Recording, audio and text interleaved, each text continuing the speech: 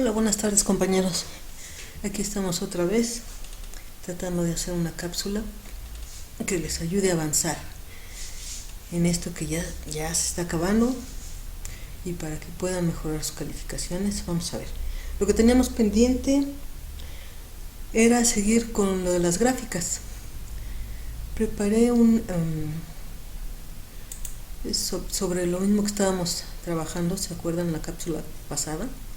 Aquí les hablaba yo de que dependiendo de las columnas que usen para hacer sus gráficas, las columnas de su tabla de frecuencias, pueden estar teniendo una visión redundante de lo mismo, y eso es limitante para su análisis y su interpretación. Lo que yo hice aquí es hacer con la misma tabla, pero con diferentes columnas, lo que yo considero que es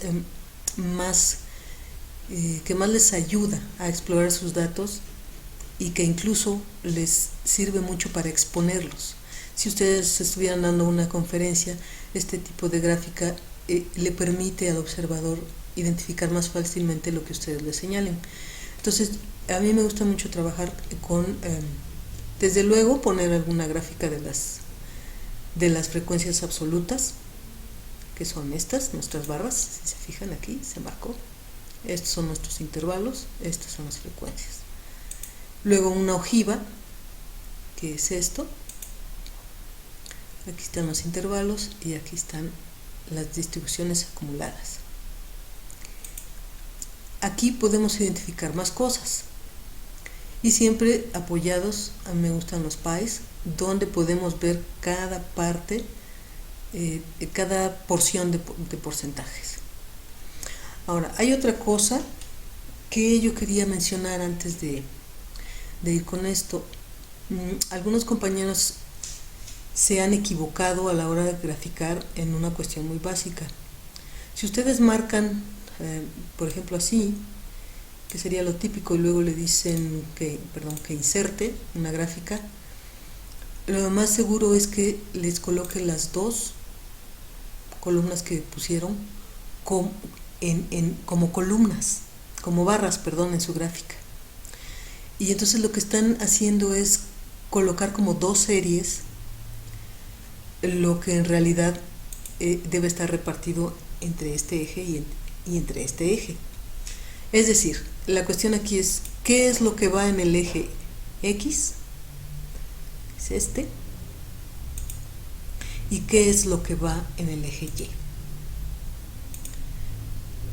Puede resultar un poquito confuso hablar de variable independiente y variable dependiente, porque las variables que se miden a la hora de obtener los datos puede confundir. Aquí finalmente lo que va a ir, lo que se tienen que fijar ustedes es que ¿qué depende de qué? Si aquí tuviéramos intervalos de edad, como en algún ejercicio que hicimos, la edad no va a depender del número de muertos en accidentes, ¿verdad? Más bien estamos viendo cuántos se murieron dependiendo de su edad. Luego entonces aquí en el eje de las X, o lo que sería nuestra variable independiente, van los intervalos, y en el eje de las Y, que es esto, van las frecuencias. Es decir, siempre que trabajemos con una tabla de frecuencias, las frecuencias van aquí. Entonces, para leer esto es en el intervalo de tal cosa, ¿qué frecuencia hubo? Nos vamos acá, 11. En el intervalo ¿qué frecuencia hubo? Acá está, 13 corresponde a este eje, aquí. El Excel nos permite poner en una misma gráfica un eje secundario, que es este. Aquí lo puse en otro color para que vean que estos datos, corresponden, lo deben de equiparar hacia acá. Este 85 es en esta escala, en este eje. Sigue siendo el eje Y, es un eje secundario, porque finalmente también es una frecuencia. medida en porcentaje, pero aquí va la frecuencia. Lleva la frecuencia y aquí van nuestros intervalos. Ok. Después de eso, vamos a ver lo siguiente. Les decía yo que lo que considero más útil es que, desde luego, la información más sencilla la pueden ocupar como base, que son sus frecuencias absolutas. Incluso podrían poner aquí de alguna manera su polígono de frecuencias, que les dice cómo es más fácil seguir una línea, cómo se va moviendo aquí encima de las barras. Después puse una ojiva y aquí me apoyo con un pie de porcentajes no acumulados. Cada uno de estos representa un porcentaje de cada intervalo. Ok, vamos a empezar un poquito aquí. Quise usar el mismo tipo de ejemplo, calificaciones de estudiantes. Y son 100 estudiantes. Lo primero que hicimos fue ordenar los datos de menor a mayor. Luego sacamos las frecuencias, hicimos la tabla. Y aquí lo que les quiero decir es que yo tengo un contexto pequeñito, pero tengo un contexto. Son calificaciones de estudiantes. Y sobreentiendo, en nuestro medio así es, que el 60 es el mínimo aprobatorio.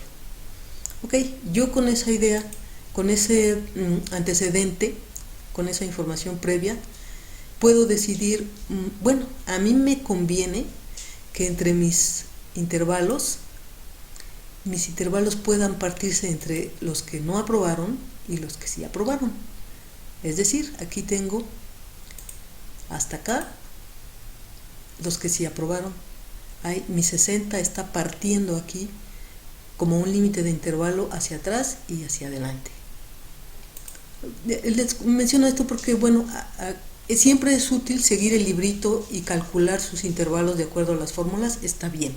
Pero si ustedes tienen una información previa que les permite decidir, bueno, a mí más bien me convienen más intervalos, o más bien me convienen poquitos, o me conviene que se divida, que un límite de mis intervalos sea 60, bueno, es válido.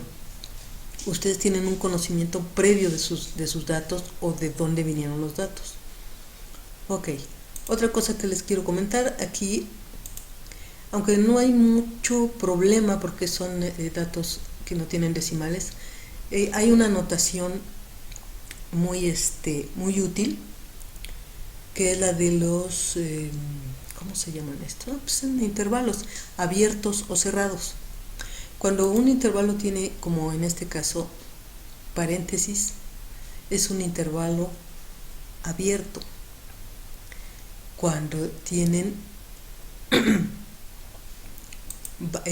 corchetes, como en este caso, déjenme ver, lo voy a agrandar un poquito. Aquí está, aquí hay paréntesis y aquí hay, de este lado hay barra, corchete, y aquí hay paréntesis. ¿Qué me quiere decir esto? Que en este intervalo que tiene paréntesis no me incluye ningún 30, no me incluye el 30, ni me incluye el 40. Este intervalo que está abierto por los dos lados incluiría 31 hasta 39. Aquí, que está cerrado, sí incluye el 40, pero no incluye, está abierto y no incluye el 50. Esta parte de acá, correcto. Está abierto, no me incluye el 50. Aquí está cerrado de este lado, me incluye el 50, pero no me incluye el 60. Y esta anotación se ve muy bonita. Y no tienen que andar buscando que 41, que empiece en 42, que quién sabe qué. Ok. Mencionado eso, vamos a hacer una pequeña interpretación como la que hicieron ustedes con sus calificaciones. Aquí, si se fijan ustedes, armada esta gráfica, yo ya puedo hablar de lo que está antes del 60, y aquí lo puedo marcar. Si yo estuviera exponiendo, y para todos se ve muy claramente, antes del 60 está esto. Después del 60 está todo esto. Entonces la ojiva y la distribución de porcentajes acumulados nos sirve muy bien para eso, para determinar lo que hay hasta cierto punto o después de cierto punto, no por fragmentos como sería el caso del pie. ¿Ok? Entonces yo aquí fácilmente puedo entender lo que está antes del 60 es el 48%. Estos son, aquí está, incluso lo podríamos encerrar en una figurita. Lo que está antes de este 48, nada más por señalarlo de alguna manera.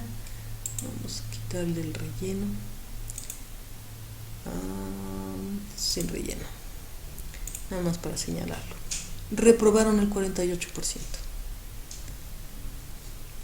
Y va aquí, bueno, simplemente podríamos invertir los datos para saber, pero aquí simplemente podemos restarle a 100, le restamos 48, pues sabemos que el 62%, no, 52% aprobaron. Ya no sé ni restar. Ok, entonces es muy útil visualmente y para su análisis la ojiva. Aquí vemos claramente que reprobaron el 48%. Si yo tengo que hacer una conclusión rápida, bueno, a mí me parece que el maestro no está malo, ¿no? Hay otras cosas que considerar, pero bueno, aquí tenemos entonces una de barras que son frecuencias absolutas, una ojiva aquí en esta misma gráfica y un pie.